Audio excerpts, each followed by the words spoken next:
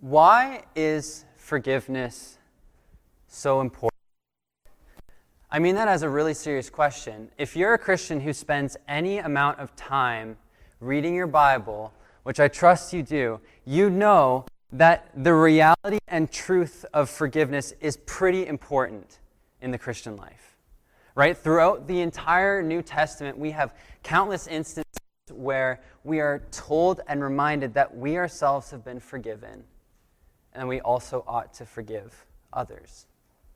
But I think, especially if you grew up in the church, we can spend so much time talking about forgiveness, getting used to the word forgiveness and its place in our lives that we take for granted. You know, a lot of things in our lives that as we get used to them, we begin to forget sometimes the power that it has and the reality of what we're actually talking about, right? And so I think it's the same with forgiveness. And so today, my hope for us this morning is that as we look at this passage in Colossians, we would begin to reappreciate and maybe rediscover a little bit of the power and transformational effect that forgiveness has for the whole of the Christian life. And that includes our collective community, also our individual experiences where forgiveness is needed. So I said we were in Colossians, and so Colossians chapter 3, verses 12 and 13, I'm going to read those for us now. Therefore, as God's chosen ones, holy and dearly loved, put on compassion, kindness, humility, gentleness, and patience, bearing with one another and forgiving one another, if anyone has a grievance against another, just as the Lord has forgiven you, so you are also to forgive. Now, I know we've only got a couple of verses here, but there's so much packed into these small verses that I want to unpack for us today. And there's a lot, so I'm just going to get straight into it. I think Paul is communicating three core ideas. I'm sorry I didn't come with any slides, so I hope you're good at taking notes or just have a really good memory. But there's three core ideas that I think Paul is trying to communicate to this church in Colossae, and I think we need them for ourselves today. And the first one is this: we are a people of forgiveness. We, you and I, are a people of forgiveness. Paul tells the Colossians in verses 12 and 13 that they're to put on compassion, kindness, humility, gentleness, and patience, and to bear with one another and to forgive one another. But the key to all of that comes out of verse 12, where he says that they ought to do this out of the fact that they are God's chosen people. Right? Like, it's not just a command that has no background, no context, no reason to it. It's because of this new identity that they've been given and that we've been given that we ought to act this way. They are God's chosen, and so they are now to do these things. They are to live like they've been changed because they have. When Paul was writing this letter, if you know a little bit about the background to Colossians, he was writing to this group of people who was very strange. It was a group of people who would never have imagined that they would be spending time together. So in Colossae, it was a Roman province that was governed pretty oppressively by Rome. And so you had the Jews and you had the Gentiles who were living in there trying to coexist, and a bunch of them became Christians through ministry. And so they come together, and now they're trying to figure out what it means to do church together because they're all Christians now. And it was weird. You had all of these subcultures within that who were trying to figure out how do we hang out with these people who are so different from us, who we never would have chosen to be with before. Like, picture the most awkward Bible study ever. In one corner, you had someone who was a former Roman soldier who was sitting on the couch with someone who's a Jewish scholar. And then you had someone in the other corner who facilitated pagan worship in the temple, and they're trying to hang out with someone who made bread their whole life and sold it in the streets. It was a peculiar mix, rich, poor, all walks of life people. And now they're all here together. And for context, the point that Paul made back in verse 11, which we didn't read, is where he says all of those dividing barriers, all of the differences that normally would have separated these people from each other have all come down because of what Jesus has done. Because of Jesus' work on the cross, they have been saved, and we have been saved, not just into a new life spiritually, but also a new family collectively. G.K. Beale comments on this passage, and he says, "The new creation, then, is a society where the barriers that separate us from one another in this world are abolished. In that renewal, there are no longer the deep divisions, national and traditional, tribal and geographical, social and cultural, that largely distinguish us from one another." That's the situation that these verses come into.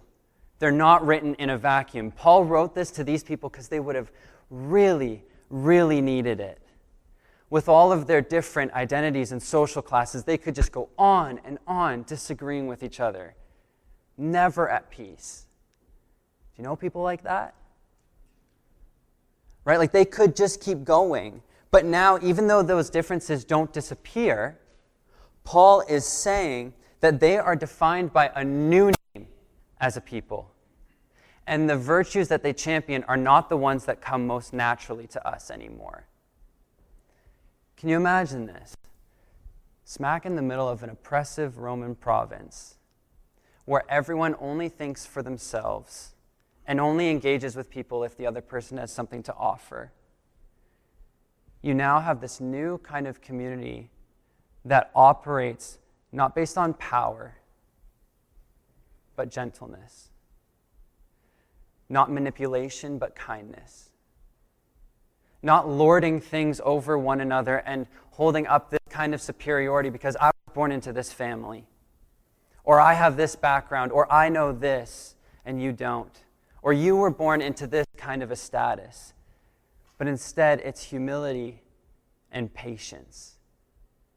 And we might think that's normal because we grew up in the West and we're used to that because those things are kind of standard here. At least they used to be. But it was not normal back then. And that community literally changed the world because of how much attention it got. God's chosen people, no longer defined by their social class, ethnicity, or religious background. That's what it means to be a new creation for them. And it should mean the same thing for us. Now, when you look around this room, the people sitting in front of you, behind you, the people who you used to spend a lot of time with, who you maybe don't get to see as often, or the people who you're just getting to know, all of us are so different. And yet, if we have been made new in Jesus, if we have come to the foot of the cross and accepted what he has given us, then what we all share is that you are all God's chosen people, holy and dearly loved. But just like in Colossae, the reality is that none of you are the same. Right? Like you can imagine, and I know you have experienced times when in Christian community you haven't just disagreed with someone, but because of your differences you have sinned against someone, or someone has sinned against you. Or maybe there's been a time where you've stepped on someone's toes, or they've stepped on yours, and then you walk on eggshells for a while. Oftentimes, we can even cut each other really deeply in Christian community. And some communities don't recover. And I've seen communities that haven't recovered. And that's just the normal Christian experience. All of us will experience this, but our calling as God's people is to be a unique kind of people who, when hurt, don't lash out and seek revenge, but respond with these virtues that you won't find at the core of any other community. And you all know this church family far better than I do. You know the differences that are represented here and the challenges that they can bring. And as they were trying to figure out what it means to do life in a completely new way, Paul is calling them and he's calling us to respond to each other in all of our differences, in all of our mistakes, in ways that honor one another and help us grow together as we figure out what it means to follow Jesus together with the different struggles and differences that we all bring to the table. Because none of us are without them. And why does Paul say that? Why can he say that to us? Well, it's because what Jesus announced is that no matter where you come from or who you are, if you have come to the cross, if you have trusted in what God has done for you, then you are welcomed into a family, this family, that should transcend all of those differences that the world says should separate us from each other. And it's interesting. I'm 23, and I unfortunately have a lot of exposure to social media and the things that go on in the world. And you all know this. We live in a culture that is pretty obsessed with making a point out of people's differences, people's failures, people's pasts. In fact, the West is so obsessed with these things that we've actually marketed it and called it cancel culture. I'm sure you've heard that term before. It's actually really popular to not be forgiving right now. You could say it's in vogue or whatever. But I think even if they don't know it, people in our society, in Ancaster, in our country, are getting so tired from living like this. I think people are getting so tired of treating people this way that we actually have a really unique opportunity to reach the people around us and say, we are a part of something where Jesus offers a much better way. We have learned how to care and love one another in a way that you cannot find in this world. And it's in the people of God. Imagine if unbelievers could look into the church, this church, and see people who, when they sin against someone else, don't try to hide it, wait for it to blow over, and then not talk about it, but actually bring it into the light and confess it. And accept the vulnerable position of someone else's response to something that we've done towards them. Imagine if an unbeliever can look into the church and see people who, when we're hurt, instead of lashing out and trying to do something that's equal in response, we respond with what Paul says in verse 13, which is forgive one another as the Lord has forgiven us. Restoring relationship and growing together. Imagine how refreshing that can be to a soul that only knows a life of shaming and exiling and blackmailing, to come in and see a community like that. So we're called to be a people of forgiveness, and I think at this point, there's probably some questions and sensitivity that are coming into some minds and hearts. Because anytime we start talking about forgiveness, I know we're treading on some sometimes painful waters. I know it's often a thought that crosses my mind, and it might be one that's crossing yours right now, where you're looking at me and you're just saying, you have no idea. You have no idea what I have been through. You have no idea what has been done to me, the things that I have had to bear with, the repeated things that have been done to me that have hurt me so deeply. And the reality is, especially when we're talking about sin that's been done to us by someone that we know or someone that we trust, forgiveness is so much easier to talk about than it is to actually do. C.S. Lewis once said, everyone thinks forgiveness is a lovely idea until you have something to forgive. It's true. It is true. How? How do we forgive the most atrocious of sin? How do you forgive someone who abuses your trust? How do you forgive someone who repeatedly demeans you? Do we just forgive and forget, ignore the wrongdoing, or just let it go? I don't think so. Because if we look at the New Testament, forgiveness isn't cheap. It's not a flippant thing in God's eyes. And I think the reality is, especially when it comes to repeated sin towards us, true forgiveness is impossible on our own. I really do. At least transformation and healing to relationships. Because we are far more inclined to resentment and avoidance than we are to forgiveness and bearing with one another. Are we not? It's much easier. It's just built in the nature of self-preservation and to see justice done in our own way, in our own measure. But thankfully, Paul gives us something in the latter part of verse 13 that helps us with that issue. And that brings me to the second thing, which is that the gospel enables us to forgive. The gospel enables us to forgive. Paul states all of these things in verses 12 and 13, and then he finishes off the verse by saying this: just as the Lord has forgiven you, so you are also to forgive one another. All of the instances that the Colossians could have had for things they could have held against each other, all of the daily instances that would have provoked them to hold grudges, to get bitter, to keep things under the surface and let the relationship deteriorate. All of those things get put into the context of this one truth. Jesus forgave you. All of the things that you and I could have against someone else, all of the things that we would want to say or do in response to someone who has mistreated our character, attacked our personhood, undermined our sense of human worth, undermined our voice or our place in a community. All of those things get reshaped and reframed by this: Jesus forgave you. And Jesus forgave me.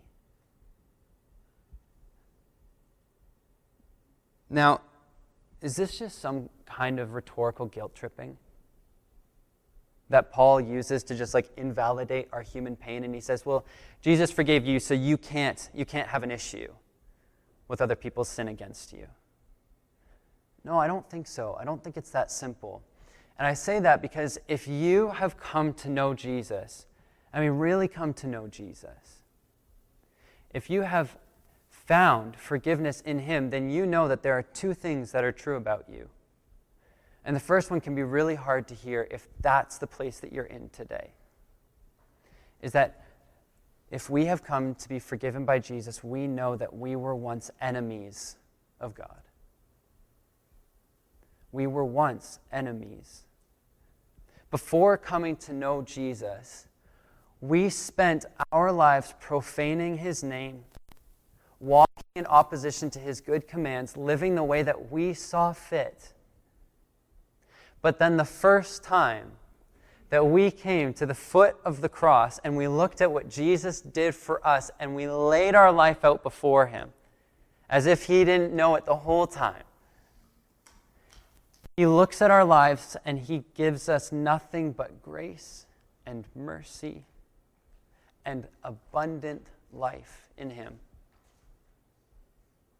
That's his response.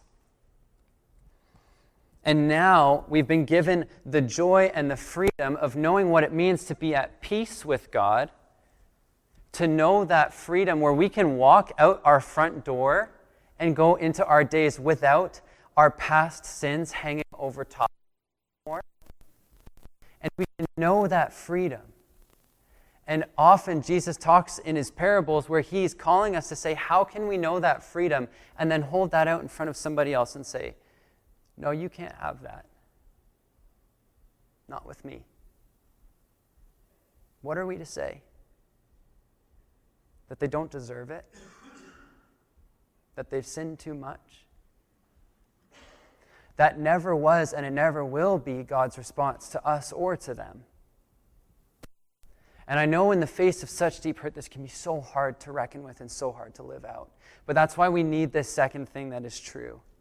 We can't have the first without the second. It's that once we are given that perspective and we are prompted to forgive someone, we are not left there to do it on our own. See, when this letter was first received by the Colossians, they wouldn't have they wouldn't really have done what we're doing right now, actually. They wouldn't have just taken a couple of the verses and only talked about those. They would have actually read it front to back the first time. Because they wanted to know, how did all of these verses relate to each other? It was a whole thing. No verse is just isolated on its own. And so they would have known that these verses right here come after what Paul says in chapter 1, verse 11, where he says, anytime we try to bear fruit, anytime you or I try to do something that is in step with the Lord, like forgiving someone, which is hard, we are strengthened with all power according to his glorious might. We are strengthened by Christ dwelling within us to do the things that he himself could only do. The very glory that resides in Jesus now resides in us by the Holy Spirit, and so we are given the ability to do that which is normally impossible for us. That's the crux of Christian living. That's the crux of Christ-likeness. It's Christ in us who helps us do what he did before us. And so the same power that helped Jesus and enabled him to forgive the ones who crucified him and forgive us now dwells in us by the Holy Spirit. And so now we have the ability to do what he showed us first how to do.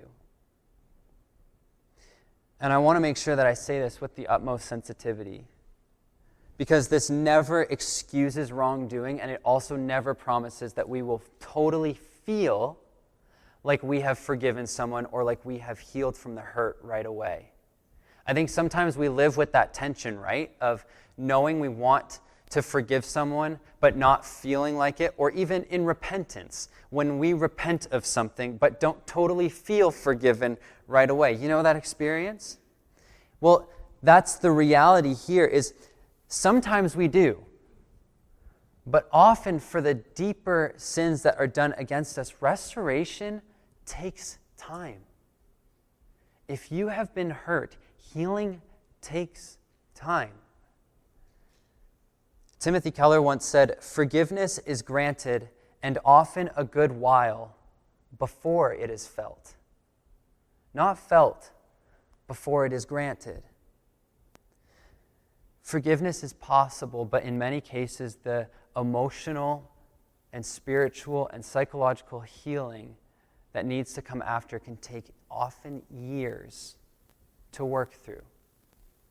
And if that's where you are today, there is nothing wrong with you. I first talked about forgiveness to our young adults group at James North, and it was interesting because a lot of them were reckoning with this idea of forgiveness for the first time.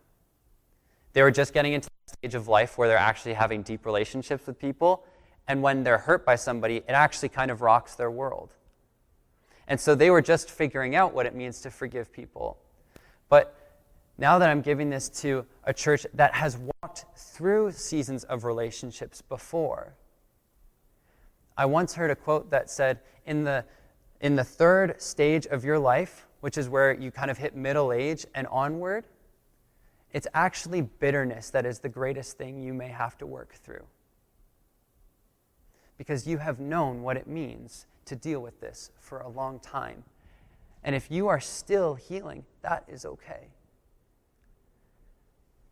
Because if you read what Jesus says to his people, he is in the business of meeting us right where we are and helping us walk forward. When I was first working through all this stuff on forgiveness, there was a man's story who I came across. His name's Everett Worthington. Does anyone know that name, Everett Worthington? No, I didn't either. But apparently, he was a clinical psychologist and a Christian. I say was, he is, he's still alive. But he was at one point writing and was the world's leading expert in the secular world on forgiveness. He was the top guy. He wrote all the books. He did all the seminars. He wrote all the articles. His articles are really interesting. But one day in 1996, all of the things that he wrote and talked about came to a forefront in his life one morning on New Year's Day, when he got a call from his brother Mike, who said that the night before someone had broken into their widowed mother's home and she had been killed by one of the intruders. Mike was the one who found her, and it sent him into a spiral of depression and PTSD. And Everett, after spending his whole life writing on forgiveness, all of a sudden the things we're talking about came to get tested. The rubber was really meeting the road. Because these are the kinds of circumstances that really happen in real life. And he talks about him starting this journey of trying to forgive the people who took his mom. And it was these biblical truths that were foundational for that. But the kicker is that it took him 20 years to go through that full process. But what started the process was a moment when the gospel became really real to him. He was walking through his mother's house the day after the break-in, and he gets to the back and he looks at all of this destruction and the damage. And he says out loud what he wishes he could do to the people who took his mom. And he realized in that moment that given the right circumstances, his heart was just as dark as those intruders. And he talks about this. He writes about it, and he says, I realized my heart is darker than his, but I knew that I could be forgiven for the darkness in my heart, and I had. And I thought, if I can be forgiven, who am I to withhold forgiveness against this young man? And I was able to forgive him from that moment, and it's really lasted ever since. Forgiveness is that powerful.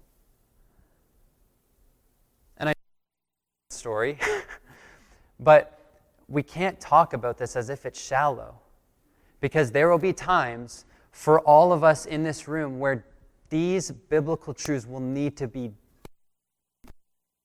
We can face what comes in life. So practically, I think there's two things that we need to do in response to this verse. The first is this.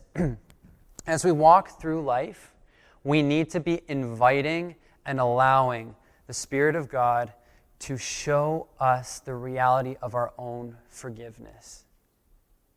And I think we're good at accepting God's forgiveness at times, but I think it's often harder to enjoy God's forgiveness. How often do we actually just sit and let the reality of ourselves being forgiven wash over us? How often do we let that joy just settle in and carry us for a moment? Because without knowing that, we won't have the capacity to want to share that with other people.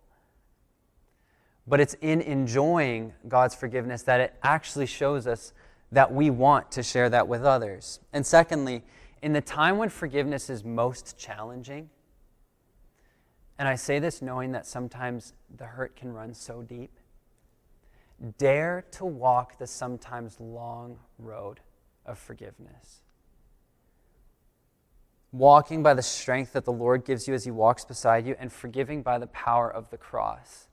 Because even if it's painful and it's hard, I can promise you that the road of forgiveness brings healing, not just for them, but also for you.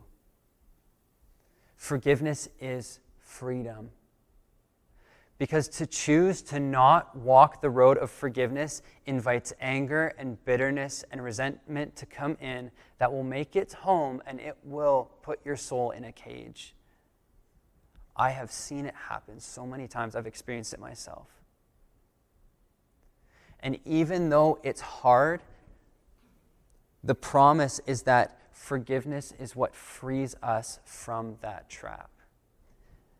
To quote Keller again, he says, if we don't defeat evil through forgiveness, evil wins in the world, in the perpetrator, and in you. I want to conclude by reading what Paul says in verse 14. And he says, above all, put on love, which is the perfect bond of unity. And let the peace of Christ, I wasn't supposed to do that. I do that every time. Every time I've run through this, I have said verse 15. But I'm stopping at 14. When scholars talk about that passage, they see it almost as like an outer garment that Paul puts on verses 12 and 13. You have all those virtues in 12 and 13 that we talked about, but then love kind of covers them and keeps them all together. It's the perfect bond of unity. And I think that makes sense, especially when we look at these things that we are supposed to model, because all of them exemplify biblical love, right? And when we look at what Jesus said about love, it actually makes a lot of sense. In John 15, he talks about love, and he says, there is no greater love than this. Do you know what it is? Yeah, to lay down one's life for his friends. And it makes a lot of sense that Paul would put this with forgiveness, because at its core, forgiveness is laying down your life for another. Because in the moment of forgiveness, we are saying, I am not going to carry out justice myself. I am going to set you free, and I will take the hit for what you have done myself, and I will rest in the Lord. That's what forgiveness really is. True forgiveness often calls us to lay down our lives for one another in big and small ways. When Jesus and then Paul calls us to be a community of love, that's what they envisioned. And this kind of love is the perfect bond of unity, because I can't imagine a stronger community than one that is willing to lay down its life for another. Even just in my conversations with some of you this morning before we gathered to sing, some of the things that you were sharing showed me that you have walked through seasons like this together. And this community is strong because of it.